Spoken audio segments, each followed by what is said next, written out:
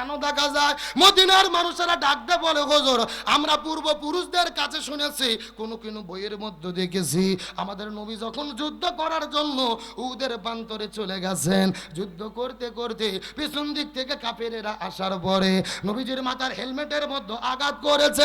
নবীজির মাথার হেলমেটটা ভেঙে যখন দুই ভাগ হয়ে গেল, এক ভাগ নবীজির মুখের মধ্যে ঢুকেছে, নবীজির দন্দন মুবারক শাহিদ হয়ে গেছে। নবীজির মুখের মধ্য থেকে ঝরঝর করে যখন রক্ত পড়া শুরু করলেন, একটা ফোঁটা রক্ত যখন মদিনার মধ্যে পড়েছে, পুরো মদিনা থরথর থরথর করে কাঁপা শুরু করেছে। আর একটা ফোঁটা রক্ত নবীর যখন উদের প্রান্তরে পড়েছে, পুরো উদ পাড়টা কাঁপতে কাঁপতে কাঁপতে কাঁপতে ওই সাদা আর কালো থেকে লাল আকার ধারণ করেছে। লিল্লাহ তাকবীর।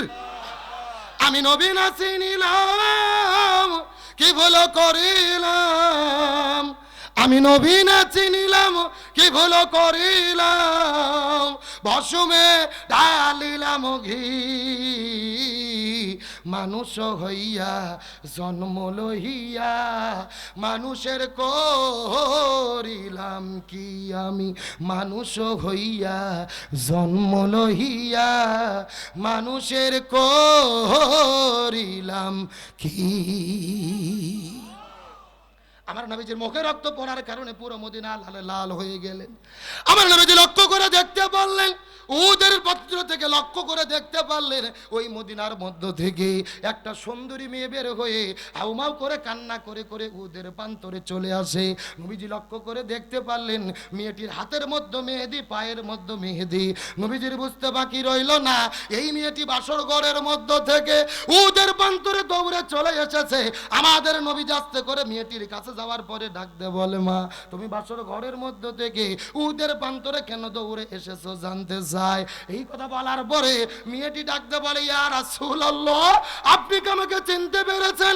আমি তো সেই মেয়ে গতকালকে বিকেল বেলা আপনার চাচা হানজালার সঙ্গে আপনি যেই মেয়েটিকে বিবাহ করে দিয়েছিলেন। ওগো নবীজি আপনার কি মনে পড়ে গতকালকে বিকেল বেলা আপনার চাচা হানজালার সঙ্গে আমাকে বিয়ে করে দিয়েছিলেন?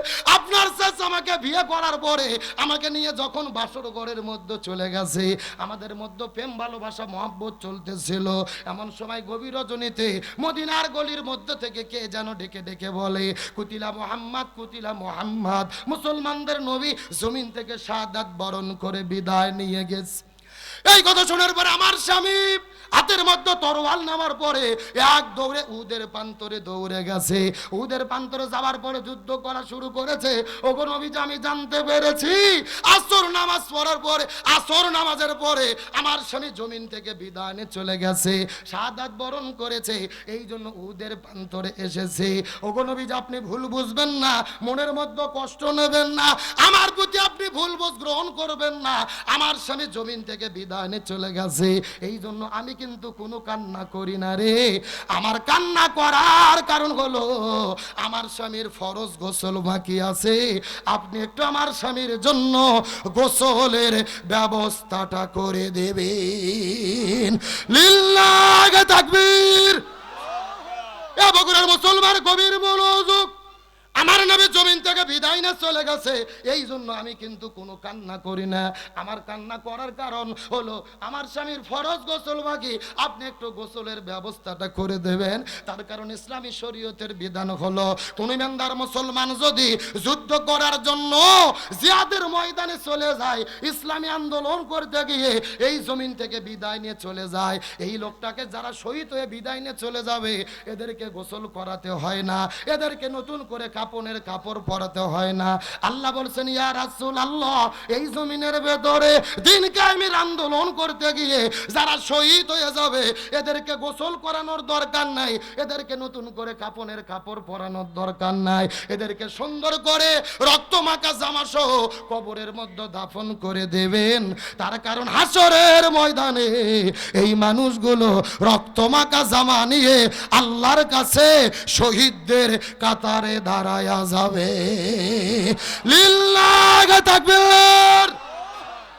এ বগুড়ার মুসলমান কবির মনোযোগ, এই জন্য মেয়েটি ডাক দিয়ে বলেন, আমার স্বামী বিদায় না চলে গেছে, এই জন্য আমি কোনো কান্না করি না। তার মানে বোঝা গেল ইমানের বলে যারা বলিয়ান হয় এরা কখনো জালেমের কাছে মাথা নত করে। আমাদের দেশের মধ্যে আমরা লক্ষ্য করে দেখেছি, আমাদের নাকিব, আমাদের রাবার, মাওলানা মতিউর রহমান নিজামী, আব্দুল কাদের মোল্লা, সালাউদ্দিন কাদের শাখা চৌধুরী, আলী হাসান মোহাম্মদ মুজাহিদ, এই মানুষগুলো আস্তে আস্তে ফাঁসির দড়িতে ঝুলেছে, কিন্তু জালেমের কাছে মাথা নত করে। ওই যে কোরআনের পাখি শহীদ আল্লামা দিলওয়ার হোসেন সাইদি, অর্ধশত বছর ধরে কোরআনের মাহফিলে যিনি আলোচনা করলেন, যার আলোচনা শোনার পরে হাজারো মানুষ কালেমা পড়ে পড়ে মুসলমান হয়ে গেল। যেই মানুষটা কাবাগরের মধ্যে ঢুকে নামাজের অনুমতি পাইল, যেই মানুষটাকে বুকের মধ্যে জোরে ধরে কাবা শরীফের ইমামে চুমু খাইলো, ওই কোরআনের পাখি আল্লামা সাইদিকে 13 বছর ধরে জেলে বন্দি রেখে ওই জেল থেকে বের করে হসপিটালে ভর্তি করে ইনজেকশনের সিরিজের মধ্যে বিষ ঢুকায়া আল্লামা সাইদিকে পরিকল্পিতভাবে তারা হত্যা করেছে। আরো ধরে বলেন, 1 নয় 2 নয় 13 বছর ধরে কোরআনের পাখিকে জেলে বন্দি রাখার পরে হসপিটালে ভর্তি করে যেই ডাক্তারকে চিকিৎসা করার দায়িত্ব দিয়েছিলেন, এই ডাক্তারের নাম হলেন ডাক্তার মোস্তফা জামান। এই ডাক্তার কোন ডাক্তার? যেই ডাক্তার 2013 সালে শাহবাগের গণজাগরণ মঞ্চে দাঁড়িয়ে স্লোগান দিয়েছিল, সতে সাইদি তুই রাজাকার, তুই রাজাকার, রাজাকারের ফাঁসি চাই। যেই লোকটা আল্লামা সাইদির ফাঁসি চাইলো, ওই লোকটাকে দিল চিকিৎসা করার দায়িত্ব। আমাদের বগুড়ার ভাষায় বলে শিয়ালের কাছে ছাগল বাগি। আরো ধরে বলেন, এই হসপিটালে 2টা নার্স বলেছেন, এই ডাক্তার মোস্তফা জামান যখন আল্লামা সাইদির শরীরে ইনজেকশন পুশ করেছে, তার কিছুক্ষণ পরে আল্লামা সাইদি মৃত্যুর কোলে ঢলে পড়েছে। তার মানে বোঝা গেল আল্লামা সাইদির মৃত্যু কোনো স্বাভাবিক মৃত্যু ছিল না, এটা পরিকল্পিত হত্যাকাণ্ড। সুতরাং বর্তমান ডক্টর ইউনূস সরকারকে বলতে চাই, ওই কোরআনের পাখি আল্লামা সাইদিকে পরিকল্পিতভাবে তারা মৃত্যুর দিকে ঠেলে দিয়েছে, এদের প্রত্যেককেই গ্রেফতার করে ফাঁসির দড়িতে ঝোলাতে হবে।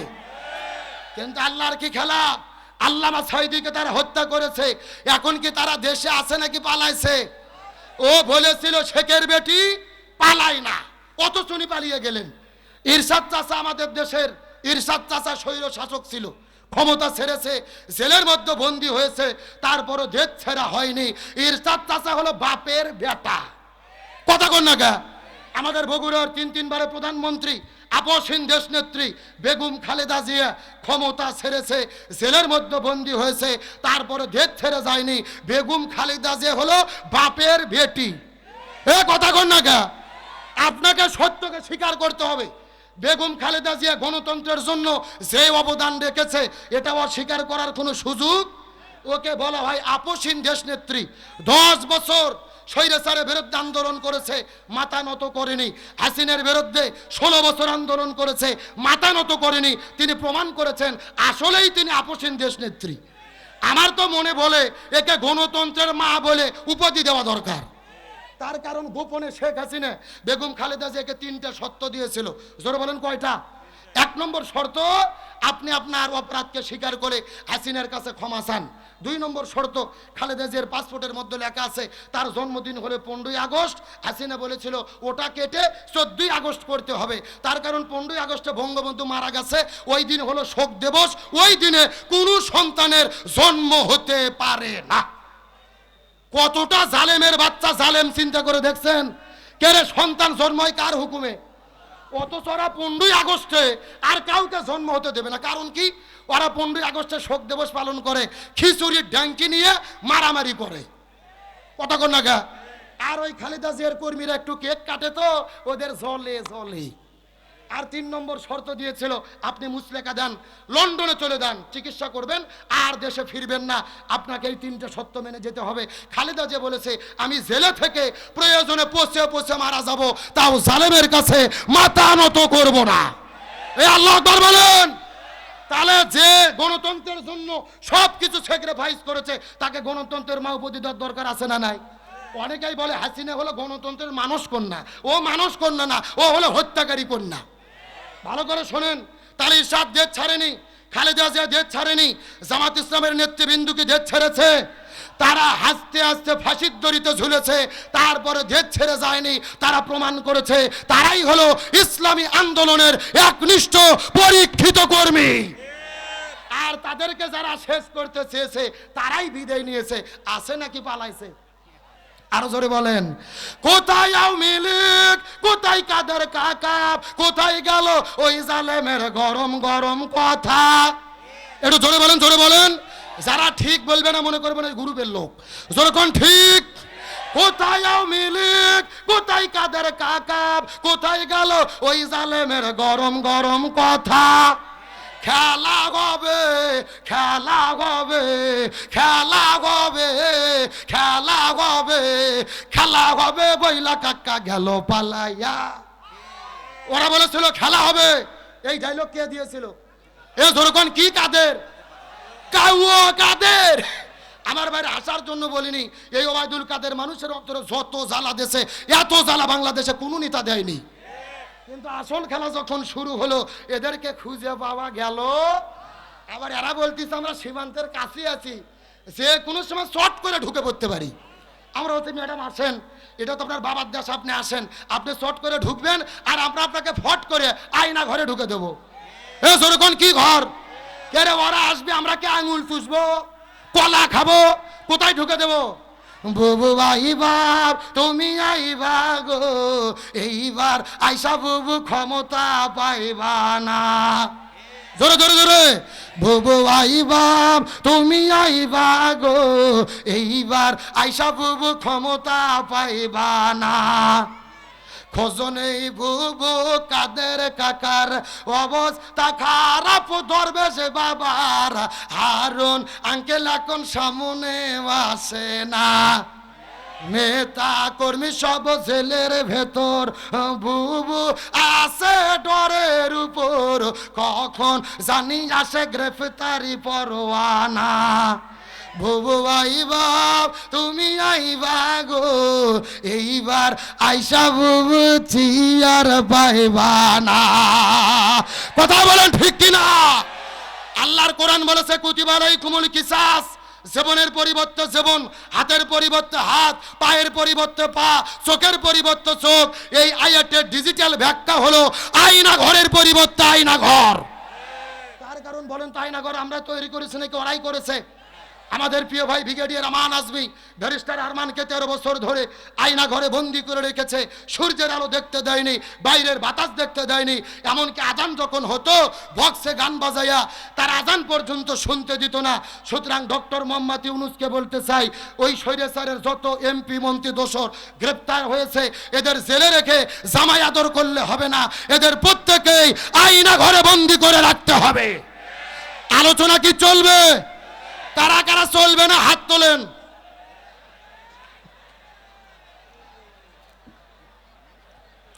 এই হলো হুজুগে বাঙালি, যাই বলে আইরে তারই সাথে যাই রে, বোঝা শোনা নাই রে। এ সত্য সত্য কারা কারা চলবে হাত তোলেন তো দেখি। উঠান হাত উঠান, লিল্লাহে তাকবীর। এ সাউন্ড হাত উঠান উঠান। এ মুরব্বি মুরব্বি মুরব্বি, হ্যাঁ সভাপতিকে হাত উঠান দেখে সব একটু একটু গলা কাকা দেন। লিল্লাহে তাকবীর। আল কোরআনের আলো, আল হাদিসের আলো, দুনিয়ার মুসলিম ইসলামের শত্রুরা, কোরআন আছে যেখানে, হাদিস আছে যেখানে, সভাপতি সাহেবের আগমন, অধ্যক্ষ শাহাবুদ্দিন স্যারের আগমন, মাহফিলের পক্ষ থেকে, এলাকাবাসীর পক্ষ থেকে লিল্লাহে তাকবীর। আলোচনা কি চলবে? আলহামদুলিল্লাহ, সম্মানিত সভাপতি সাহেব এসে উপস্থিত হয়েছেন। বাংলাদেশ জামাত ইসলামের সম্মানিত সুযোগ্য বগুড়া জেলার আমির সাহেব এসে উপস্থিত হয়েছেন। আমরা খুশি না বেজার? আলোচনা কি চলবে? তাহলে বলেন সাহাবী হানজালার কি গোসল বাকি? আরো জোরে বলেন। আলোচনাটা অত্যন্ত গুরুত্বপূর্ণ, আমি আপনাদের মধ্যে করব। তবে এখন যদি অনুমতি দেন আমি মহিলাদের জন্য 2 মিনিট কিছু বলবো। বলার দরকার আছে না নাই? আমার বন্ধুগণ, মুসলমান ভাইরা, গভীর মনোযোগ। আমাদের নবীজি মিরাজ মেরাজের রজনীতে সর্বপ্রথম চলে গেলেন জান্নাতটা পরিভ্রমণ করার জন্য।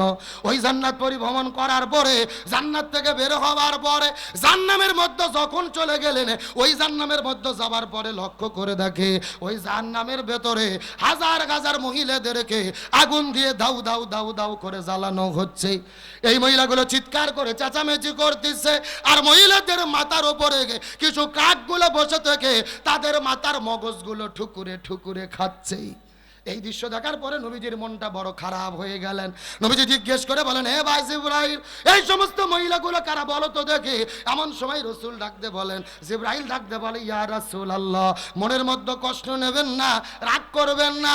এইমাত্র আল্লাহ জানাইয়া দিয়েছে আপনার উম্মতের ভেতরে অধিকাংশ মহিলারা জাহান্নামে যাবে। অধিকাংশ মহিলাগুলো যাবে কোথায়? এই কথা শোনার পরে নবীজির মনটা বড় খারাপ হয়ে গেলেন। নবীজি জিজ্ঞেস করে বলেন, হে ভাই জিবরাইল, অধিকাংশ মহিলা কেন জাহান্নামের মধ্যে যাবে? এমন সময় জিবরাইল ডাকতে বলে, ইয়া রাসূলুল্লাহ, অধিকাংশ মহিলা জাহান্নামের মধ্যে যাবে, এর পেছনে অনেকগুলো কারণ রয়েছে। তার ভেতরে প্রধানত কারণ হলো দুইটা। জোরে বলেন কয়টা? সাউন নাই কে রে? লক্ষ লক্ষ লোকের এটা কোনো সাউন? আপনাদের কি কষ্ট হচ্ছে? এই যে আমি বসে আছি মাঝখান দিয়ে সোজা, ডান দিকে এক ভাগ, বাম দিকে আর এক ভাগ। আপনারা মুখ বন্ধ করে থাকেন, আপনারা বলেন তো দেখি, অধিকাংশ মহিলা জাহান্নামে যাবে, তার পেছনে কারণ হলো কয়টা? আরো জোরে আপনারা মুখ বন্ধ করেন, আপনারা বলেন তো দেখি, অধিকাংশ মহিলা জাহান্নামে যাবে, তার পেছনে কারণ হলো কয়টা? ওরে বাবা, কে রে? ভাগ করে দেনা, সাউন্ড বাড়তিছে। তার মানে আপনি আলসামি করতেছেন না? এ বগুড়ার মুসলমান গভীর মনোযোগ লক্ষ্য রাখুন। ডানে যারা আছেন কথা বলবেন, বামে যারা আছেন তারাও কথা বলবেন, মঞ্চের চতুর্দিকে যারা বসে আছেন তারাও কথা বলবেন। সবাই মিলে চিৎকার করে বলেন তো, অধিকাংশ মহিলা জাহান্নামে যাবে, তার পেছনে কারণ হলো কয়টা? আরো জোরে। এই কথা শোনার পরে নবীজির মনটা বড় খারাপ হয়ে গেলেন। জিবরাইলকে জিজ্ঞেস করে বলেন, হে ভাই জিবরাইল, এ ভাই জিবরাইল, দুইটা কারণ অধিকাংশ মহিলা জাহান্নামে যাবে, এর মধ্যে প্রথম নম্বর কারণটা কি বলো তো দেখি।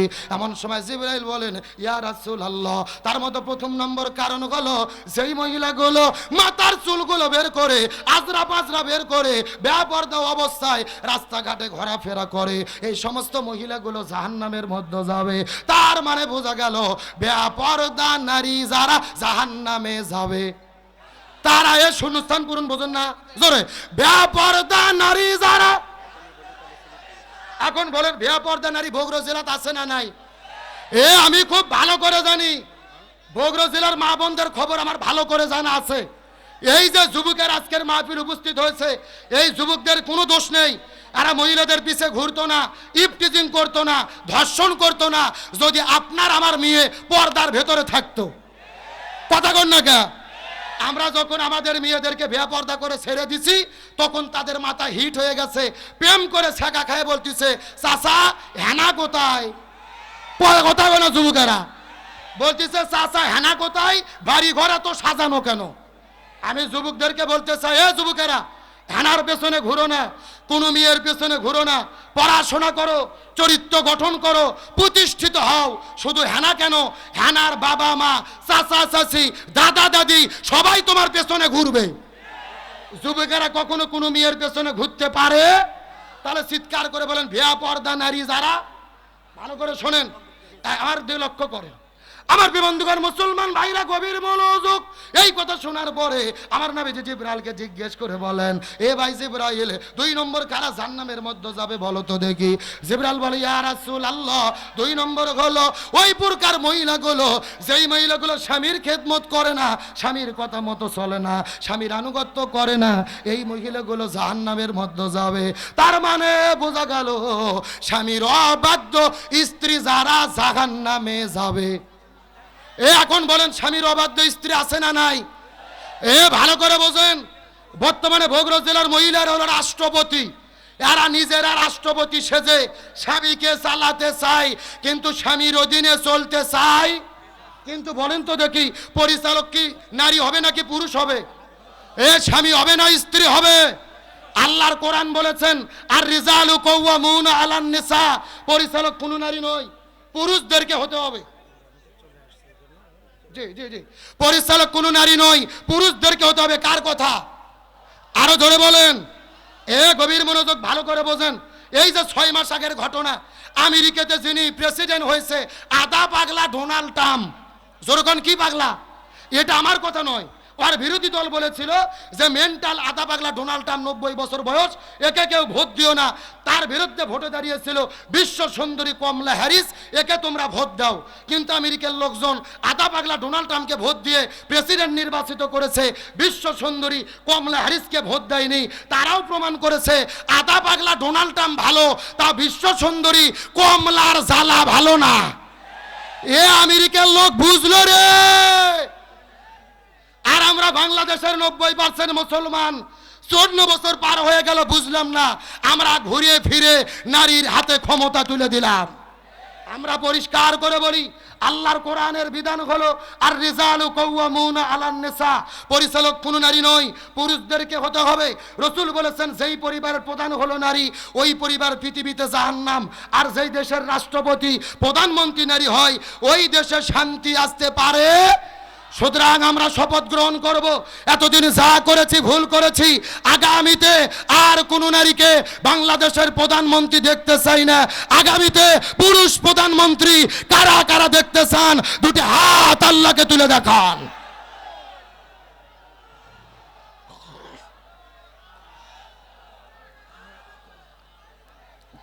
বগুড়া মুসলমান, গভীর মনোযোগ, হাত নামান। সময় খুবই কম, এটা রাজনৈতিক বক্তব্য নয়। আগামীতে কে ক্ষমতায় যাবে, জামাত বিএনপি নাকি চরমোনাই, এটা আমরা জানি না। কোনো দলের পক্ষে বিপক্ষে বলারও আমার দরকার নাই। তবে আমার কথা হলো, যেই দলই ক্ষমতাতে আসুক, অন্তত পুরুষ যেন প্রধানমন্ত্রী হয়। কেন আমাদের বগুড়ার ছেলে তারেক জিয়া যদি প্রধানমন্ত্রী হয় আমাদের আপত্তি আছে? যদি জামাতের আমির প্রধানমন্ত্রী হয় আপত্তি আছে? যদি চরমনের পীর প্রধানমন্ত্রী হয় আপত্তি আছে? আমাদের কথা সোজা, যেই হোক, একটা ছেলে হোক, আর কোন নারীর জ্বালা আমরা দেখতে চাই না। কথা ক্লিয়ার না ভেজাল আছে? আপনাদের জন্য সুসংবাদ, গত বছর আমি 12টা পর্যন্ত ওয়াজ করেছি, আমির হামজাকে জালেমেরা আসতে দেয়নি। কিন্তু আজকে ইতিমধ্যেই আমির হামজা ভাই আমাদের মাদ্রাসায় এসে উপস্থিত হয়েছে। আল্লাহু আকবার বলেন। আর মাত্র কয়েক মিনিট টাইম আমার হাতে আছে, দ্রুত গতিতে ভাই চলে আসবে, শুধু খাওয়া দাওয়া করেই মঞ্চে চলে আসবে। আমি অনেক ওয়াজ করেছি, আজকে তার মুখে আমরা কথা শুনতে চাই। আমার আলোচনা শেষের দিকে আপনাদের যে কথা বুঝতে চাচ্ছিলাম, সাহাবী হানজালার কি গোসল বাকি, আরো জোরে বলেন। আমার বন্ধুগণ, মুসলমান ভাইরা, গভীর মনোযোগ, কোনো দিকে নজর নাই, কোনো দিকে তাকাতাকি নাই। আর 2টা মিনিট আপনাদের মধ্যে কথা বলবো, মনোযোগ দিয়ে শোনার চেষ্টা করেন, ভালো করে বোঝার চেষ্টা করবেন। মেয়েটি কান্না করে করে বলে, ইয়া রাসূলুল্লাহ, আমার স্বামী বিদায় নিয়ে চলে গেছে, আপনি একটু তার জন্য গোসলের ব্যবস্থাটা করে দেন। নবীজি সাহাবীদেরকে ডেকে বলেন, হে সাহাবীরা, আমার চাচা হানজালা কোথায়, তোমরা একটু খুঁজে বের করে দেখো তো দেখি। 2 মিনিট বল, 2 মিনিট, ওদের একটা জায়গা আছে তো, 2 মিনিট বলবো। আমার বন্ধুগণ, মুসলমান ভাইরা, গভীর মনোযোগ, নবীজি সাহাবীদেরকে দায়িত্ব দিলেন, তোমরা একটু খুঁজে বের করো তো দেখি হানজালার লাশটা খোঁজায়। কিন্তু সাহাবীরা পুরো মদিনার মধ্যে খোঁজাখুঁজি করে